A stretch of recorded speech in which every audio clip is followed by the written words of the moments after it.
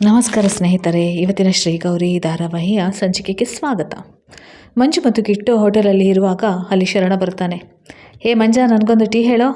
ಶರಣ ಅಂದಾಗ ಮಂಜು ಹೇಳ್ತಾನೆ, ಬೇಕಾದರೆ ನೀನೇ ಹೇಳು ಅಂದಾಗ ಶರಣ ಕೇಳ್ತಾನೆ, ಏನೋ ಇವನು ಈ ಥರ ಕೋಪ ಮಾಡಿದ್ದಾನೆ ಅಂದಾಗ ಕಿಟ್ಟು ಹೇಳ್ತಾನೆ, ನಮ್ಮದು ಏನೋ ಇರುತ್ತೆ, ನಿಂಗೇಕೋ ಅಂದಾಗ ಶರಣ ಹೇಳ್ತಾನೆ, ನನ್ನ ಹತ್ರ ಹೇಳೋ, ನೀವು ಫ್ರೆಂಡ್ಸ್ ಜೊತೆ ಹೇಳಬೇಕು. ಆಗ ಮಂಜು ಹೇಳ್ತಾನೆ, ಯಾರು ನಿನ್ನ ಫ್ರೆಂಡ್ಸ್ ಅಂದಾಗ ಶರಣ ಹೇಳ್ತಾನೆ, ನಾನು ಕಣೋ, ನೀವು ಅಪ್ಪುಗೆ ಕುಚಿಕು ಅಲ್ವಾ, ಅದರಿಂದ ನೀವು ಕೂಡ ನನಗೂ ಕೂಡ ಕುಚಿಕು, ನನ್ನದು ಕೂಡ ನೀವು ಫ್ರೆಂಡೇ ಅಂತ ಹೇಳುವಾಗ ಕಿಟ್ಟು ಮತ್ತು ಮಂಜುಗೆ ಶಾಕ್ ಆಗುತ್ತೆ. ಆಗ ಮಂಜು, ನಿನ್ನ ಪ್ಲ್ಯಾನ್ ಏನೋ ಇರಬೇಕು, ಸುಮ್ಮನೆ ಮಾತನಾಡುವವನಲ್ಲ, ಸುಮ್ಮನೆ ಇಲ್ಲಿಂದ ಹೋಗು ಅಂತಾನೆ. ಆಗ ಶರಣ, ನಾನೀಗ ಸರಿಯಾಗಿದ್ದೇನೆ, ಬೇಕಿದ್ದರೆ ನಾನು ಪ್ರಾಮಿಸ್ ಆಗ್ತೀನಿ, ಅವಳನ್ನು ನೋಡಿದಾಗಿನಿಂದ ನಾನು ಈಗ ಮೊದಲನಂತಿಲ್ಲ ಅಂತಾನೆ. ಆಗ ಮಂಜ, ಯಾರು ಅವಳು, ಅದೆಲ್ಲ ಬಿಡಿ, ನಾನು ಟೈಮ್ ಬಂದಾಗ ಹೇಳ್ತೀನಿ, ಈಗ ನಿಮ್ಮ ವಿಷಯ ಹೇಳಿ. ಆಗ ಮಂಜ ಹೇಳ್ತಾನೆ ತುಂಬ ಬೇಸರದಿಂದ, ಅದೇ ಅಪ್ಪು ಹತ್ರ ಫೋನ್ ಇಲ್ಲ, ಅದನ್ನು ತಗೊಳ್ಳೋಕ್ಕೆ ಅವನ ಹತ್ರ ಹಣ ಇಲ್ಲ, ದುಡ್ಡಿಲ್ಲ, ಅದಕ್ಕೆ ಏನು ಮಾಡೋದು. ಈಗ ನಿಮಗೆ ವಿಷಯ ಗೊತ್ತೇ ಅಲ್ಲ, ನಾವು ಯಾಕೆ ಬೇಸರದಿಂದ ಇರೋದಂತ. ನೀನು ಇಲ್ಲಿಂದ ನಡಿ ಅಂದಾಗ, ಎಲ್ಲಿಗೋ, ನಿಮ್ಮ ಹತ್ರ ನನಗೆ ಕೆಲಸ ಇದೆ, ಅಪ್ಪುಗೆ ಫೋನ್ ತಾನೇ ಬೇಕು ಶರಣ ಅಂದಾಗ ಕಿಟ್ಟು ಕೋಪದಿಂದ, ಹೆಗ್ಡೆ ಮನೆಯವರ ಹತ್ತಿರ ಆಸ್ತಿ ಇದ್ದ ಹಾಗೆ ಎಲ್ಲರ ಹತ್ರ ಇರೋಲ್ಲ. ಆಗ ಶರಣ, ನಿಮಗೆ ಯಾಕೋ ಆಸ್ತಿ ಬಗ್ಗೆ ಯೋಚನೆ, ನನ್ನಂಥ ಫ್ರೆಂಡ್ ಇದ್ದರೆ ಸಾಕಾಗಲ್ವಾ, ನಿಮಗೇನು ದುಡ್ಡು ಬೇಕು ತಾನೇ, ನಾನು ಕೊಡ್ತೀನಿ ಅಂತ ಶರಣ ದುಡ್ಡು ಕೊಡ್ತಾನೆ. ಅಷ್ಟೊತ್ತಿಗೆ ಅಂದು ಕಾಲೇಜ್ನಲ್ಲಿ ಗೌರಿ ಅಪ್ಪುಗೆ ಹೇಳಿರ್ತಾಳೆ, ನಾನು ಒಂದು ನೋಟ್ನಲ್ಲಿ ಶ್ರೀ ಅಂತ ಬರೆದಿರ್ತೇನೆ, ನಮ್ಮಿಬ್ಬರಲ್ಲಿ ಒಟ್ಟಿಗೆ ಇರಬೇಕಂತ ಬರೆದಿದ್ದರೆ ಆ ನೋಟು ನಿಮ್ಮ ಕೈ ಸೇರುತ್ತೆ ಅಂತ. ಅದೇ ನೋಟು ಶರಣನ ಕೈಯಲ್ಲಿರುತ್ತೆ. ಅದನ್ನು ಲೆಕ್ಕ ಹಾಕಿ ಮಂಜುಗೆ ಕೊಡ್ತಾನೆ.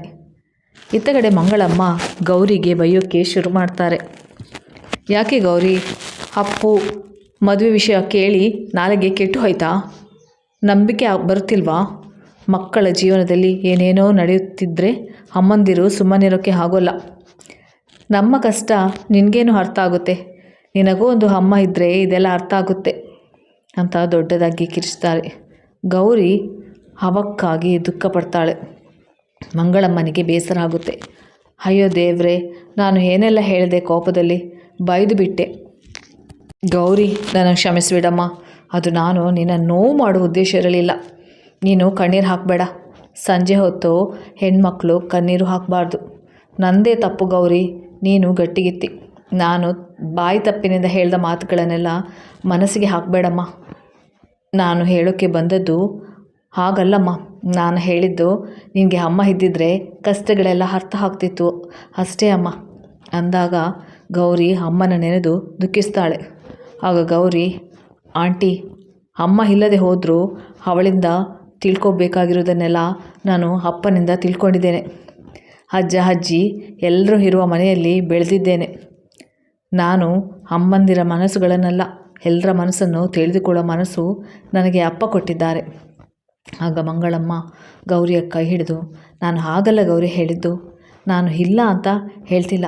ಆಗ ಗೌರಿ, ನನಗೆ ಅರ್ಥ ಆಗುತ್ತೆ ಅಮ್ಮ, ಅಪ್ಪ ಹೇಳ್ತಾರೆ ಬೇರೆಯವರ ದೀಪ ಹಚ್ಚೋಕ್ಕೆ ನೆರವಾದರೆ ನಮ್ಮ ದಾರಿಯಲ್ಲಿ ಬೆಳಕು ಜಾಸ್ತಿ ಆಗುತ್ತೆ, ನನ್ನ ದಾರಿ ನನಗೆ ಗೊತ್ತಿಲ್ಲ, ಆದರೆ ಬೇರೆಯವರ ಬೆಳಕನ್ನು ಕಿತ್ತುಕೊಳ್ಳುವ ಪ್ರಯತ್ನ ನಾನು ಮಾಡೋಲ್ಲ, ಬೆಳಕನ್ನು ಆರಿಸುವುದು, ಬೆಂಕಿ ಹಚ್ಚುವ ಕೆಲಸ ಎಲ್ಲ ಮಾಡೋಲ್ಲ ಆಂಟಿ, ನಾನು ಅವತ್ತು ಇವತ್ತು ಒಂದೇ ವಿಷಯ ಹೇಳೋದು, ನನಗೆ ಅಪ್ಪುನ ಮದುವೆ ಆಗುವುದು ಆಗಲಿ, ನಿಮ್ಮ ಮನೆಗೆ ಸೊಸೆಯಾಗಿ ಬರುವುದು ಆಗಲಿ ಯಾವ ಉದ್ದೇಶವೂ ನನಗಿಲ್ಲ, ಈ ವಿಷಯದಲ್ಲಿ ನೀವು ನನ್ನನ್ನು ನಂಬಬಹುದು.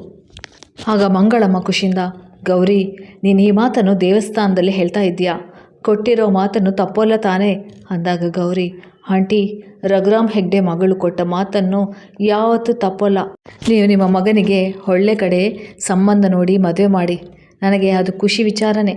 ಆಗ ಮಂಗಳಮ್ಮ ತುಂಬ ಖುಷಿಯಿಂದ, ಈಗ ನಾನು ಅಪ್ಪುಗೆ ಒಂದು ಹುಡುಗಿ ನೋಡಿದ್ದೀನಿ, ಅವಳು ಒಳ್ಳೆ ಹುಡುಗಿ, ಬಡತನದ ಬಗ್ಗೆ ತಿಳಿದಿರುವವಳು, ಬಡತನದಲ್ಲೇ ಹುಟ್ಟಿ ಬೆಳೆದವಳು, ನಮ್ಮಂತಹ ಬಡವರ ಮನೆಗೆ ಹೊಂದಿಕೊಳ್ತಾಳೆ, ನಿಮ್ಮಂತಹ ಸುಖ ನೋಡಿದವರಿಗೆ ಮಣ್ಣಿನ ನೆಲ, ಹೆಂಚಿನ ಸೂರು ಎಲ್ಲಿ ಬದುಕುವುದೇ ಕಷ್ಟ ಕಣಮ್ಮ, ಮನಸ್ಸಿಗೆ ಬಂದಾಗೆ ಖರ್ಚು ಮಾಡುವ ನೀವೆಲ್ಲಿ, ಒಂದೊಂದು ರೂಪಾಯಿ ಖರ್ಚು ಮಾಡುವ ನಾವೆಲ್ಲಿ?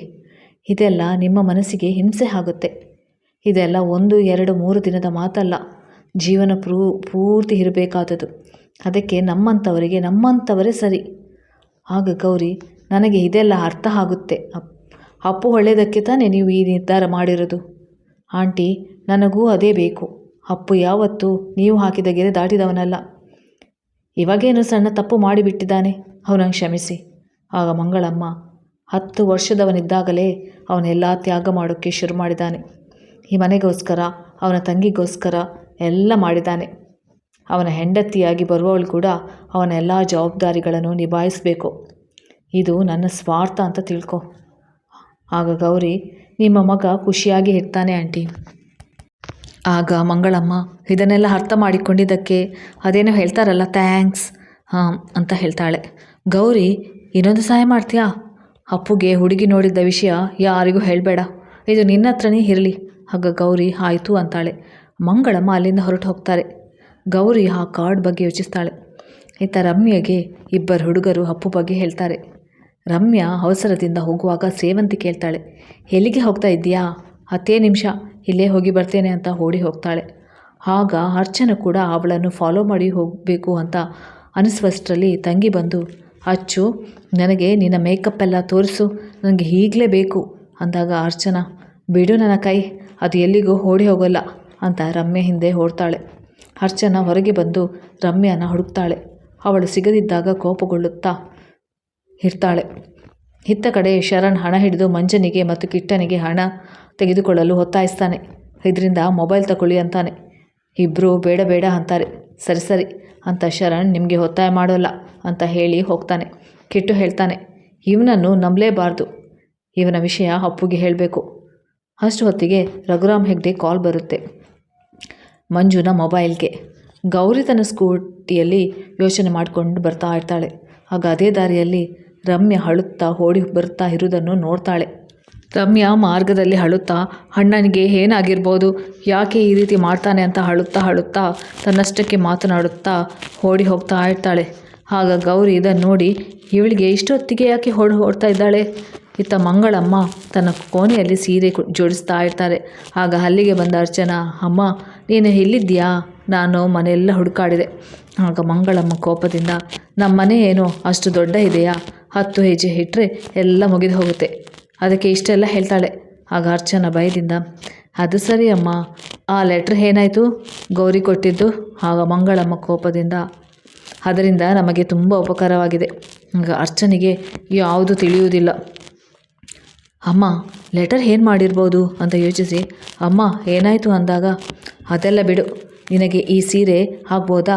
ಅಲ್ಲ ನಿನಗೆ ನೋಡು, ಈ ನೀಲಿ ಕಲರ್ ಸೀರೆ ಚೆನ್ನಾಗಿ ಒಪ್ಪುತ್ತೆ.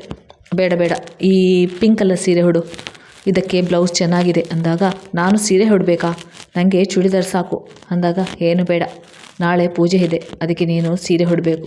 ಆಗ ಅರ್ಚನಾ, ನಾಳೆ ಏನು ವಿಶೇಷ? ನಾನೇನು ಪೂಜೆಗೆ ಕೋರಲ್ಲ ಅಲ್ವಾ, ಯಾಕೆ ಸೀರೆ ಹೊಡಬೇಕು? ಆಗ ಮಂಗಳಮ್ಮ, ನಾಳೆ ಎಲ್ಲ ಗೊತ್ತಾಗುತ್ತೆ, ನಾಳೆ ನಡೆಯುವ ಪೂಜೆಯಿಂದ ಎಲ್ಲರಿಗೂ ಒಳ್ಳೆಯದಾಗುತ್ತೆ. ಈ ಅಮ್ಮ ಯಾವುದು ಬಾಯಿ ಬಿಡ್ತಿಲ್ಲ, ಏನು ಪ್ಲ್ಯಾನ್ ಮಾಡ್ದಾಳಂತ ಅರ್ಚನಾ ಯೋಚಿಸ್ತಾ ಕೂತ್ಕೊಳ್ತಾಳೆ. ಇತ್ತ ರಮ್ಯಾ ಅಪ್ಪು ಹತ್ರ ಬರ್ತಾಳೆ. ಇಲ್ಲಿ ಅಪ್ಪು ತನಗೆ ತಾನೇ ಚಾಟಿಯಲ್ಲಿ ಹೊಡೆದುಕೊಳ್ಳುತ್ತಾ ಇರ್ತಾನೆ. ರಮ್ಯಾ ಅಳುತ್ತಾ, ಪ್ಲೀಸ್ ಅಣ್ಣ, ಇದನ್ನೆಲ್ಲ ನಿಲ್ಲಿಸು, ಇದರಲ್ಲಿ ನಿನ್ನ ತಪ್ಪೇನೂ ಇಲ್ಲ, ಎಲ್ಲ ನೀನು ಒಳ್ಳೆಯದಕ್ಕಾಗಿ ಮಾಡಿದ್ಯಲ್ಲ ಅಂದಾಗ ಇದನ್ನು ಗೌರಿ ನೋಡ್ತಾಳೆ. ಗೌರಿ ಅಲ್ಲಿಗೆ ಬರ್ತಾಳೆ. ನಾನು ಎಲ್ಲರಿಗೂ ನೋವು ಕೊಟ್ಟಿದ್ದೇನೆ ಅಂತ ಅಪ್ಪು ಹೇಳ್ತಾನೆ. ಅದಕ್ಕೆ ಈ ಶಿಕ್ಷೆ, ಅಮ್ಮನಿಗೆ ಸುಳ್ಳು ಹೇಳಿದ್ದೇನೆ, ನಾನು ಸುಳ್ಳಿಯಲ್ಲಿ ಸಿಕ್ಕಿ ಹಾಕಿಕೊಂಡಿದ್ದೇನೆ. ಪ್ರತಿ ಸಲ ನನ್ನ ತಪ್ಪು ಸರಿ ಮಾಡಲು ಹೋದರೆ ಅದಕ್ಕೆ ಸರಿ ಆಗ್ತಿಲ್ಲ. ಗೌರಿ ಒಳ್ಳೆಯವರು, ನನ್ನ ಒಳ್ಳೆಯ ಸ್ನೇಹಿತೆ, ಅವಳ ಸ್ನೇಹವನ್ನು ದುರುಪಯೋಗಪಡಿಸಿದ್ದೇನೆ. ಪ್ರೀತಿಯ ಹೆಸರಲ್ಲಿ ಕಳ್ಕೊಂಡ್ಬಿಟ್ಟೆ. ನನ್ನ ಮನಸ್ಸಿನಲ್ಲಿ ಇರುವುದನ್ನು ಅವಳಿಗೆ ಹೇಳೋಕ್ಕೆ ಆಗುತ್ತಿಲ್ಲ ಅಂದಾಗ ಅಲ್ಲಿ ಗೌರಿ ಬರ್ತಾಳೆ. ಅಪ್ಪು ಅಂತ ಜೋರಾಗಿ ಕಿರಿಸ್ತಾಳೆ. ಇದು ಇವತ್ತಿನ ಎಪಿಸೋಡ್. ಧನ್ಯವಾದಗಳು ಸ್ನೇಹಿತರೆ.